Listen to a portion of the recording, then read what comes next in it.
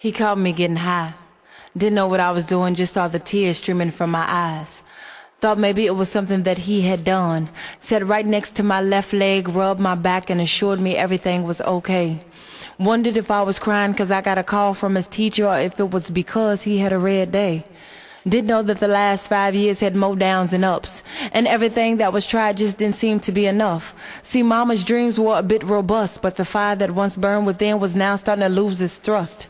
Piddling positions inadequate by measure. College degrees had no meaning when there was no heat to warm the shelter. Water pots ensured evening baths were hot, but cold water washes couldn't get everything clean. So restrictions had to be put on clothes worn. All while the play children asked, "My son, didn't you have that on yesterday?" And I said it was only for an hour and I'm going outside if you want to play. But ain't it funny how things change? See, when I was a child, I promised I would never be the same. I would be more than what my parents showed me. Not saying my life was foul, but I grew up knowing how it felt to go without. Every day was a struggle, and sometimes we went to bed without food to eat. The dark night showed us when the ends didn't meet. Insurance was always the first to go, but New Year's resolutions secured doctors and dental appointments, and we had to go. Car and phone stayed paid, even if off work they were laid, 'cause we were the Joneses. So if we were starving, you would never know. But not my children. See, I had plans. I was going to be married before I bore. Me, my husband, and 2 children would live like the Huxtables, except I'd be an artist and he'd be the doctor, and our children would have a different world. I, free in my being, could play his nurse, and he would birth our son and little girl. But ain't it funny how things changed? See, he met me while I was on this stage, yet being an artist was the equivalent to being unemployed. Unstable is how he worded it. Childhood dreams taken a bit too far, since we had a house, children, cars, picket fence, front and backyard. He said, "Quit." I say, "I thought I wasn't employed." He said, "Be a mother," as if that was a duty I had ignored. There it was, on the table. Your family or your artistry, choose.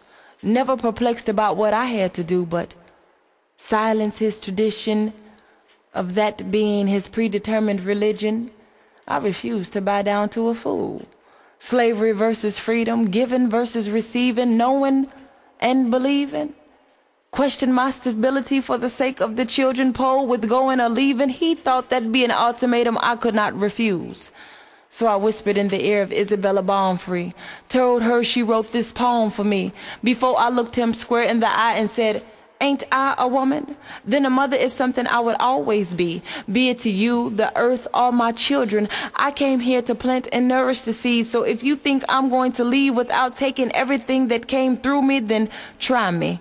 Take it like you want it, a threat or however you please. But I'm not on that fame or greed, and if you feeling insecure in your being, then maybe it's you that should be choosing between your job and your seeds." Sure, it's funny how things change. See, I never considered myself a user or an abuser. Lived that destruction while it ran its course to my daddy's line. Promised to quit, but like an addict, one hit was never enough, and getting another occupied most of my time. When in point it crossed my mind, I had to cop another line. Tried to bypass the time by looking for sunshine on that night line. Hands twitching, scouring the street, looking for a dime. Come on, children, I need to get high every chance on that line. Stolen moments of enjoyment, entertaining and repugnant, but I had to write. Those dead trees injected life into my light, and every night it would just ease my state of mind.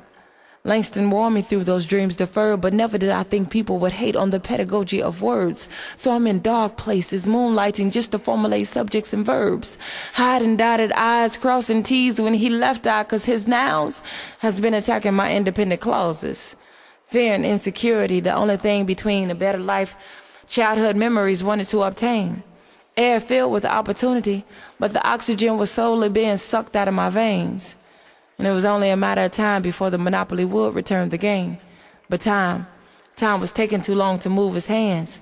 Seconds, minutes, hours grew to days, months, and years, and the dream had begun to run on fear. And turn the lights on. It's getting dark in here. It's too dark in here. Shh.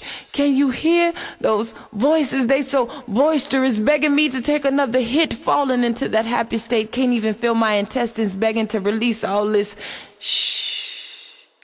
Now the adrenaline is gone and treats have been tricked, And one hopes something could persuade life's predicaments. Fact is, it is what it is. I am a mother with a dream, fighting for my children as a litigant. Obedience is better than sacrifice, so I repent, not for the dream, but for losing hope while in the thick of it. Responded, state your occupation and name. Yes, my name is Tasha Jones, literary addict, fighting to keep my children while creating an environment with no casualties or fatalities, wanting to be an intellectual property, studied in textbooks, the laureate of poetry, workshopping and presenting seminars, donating millions to young scholars, brave new voices, guest speaking at conferences and churches, sitting in those big yellow chairs between Maya and Oprah. Convincing the children dreams do come true if you keep on believing and hoping, plus working toward the goal. Maybe I just want to grow old with secured wealth, own myself and provide for my children, and their kids. Just the dream of a American.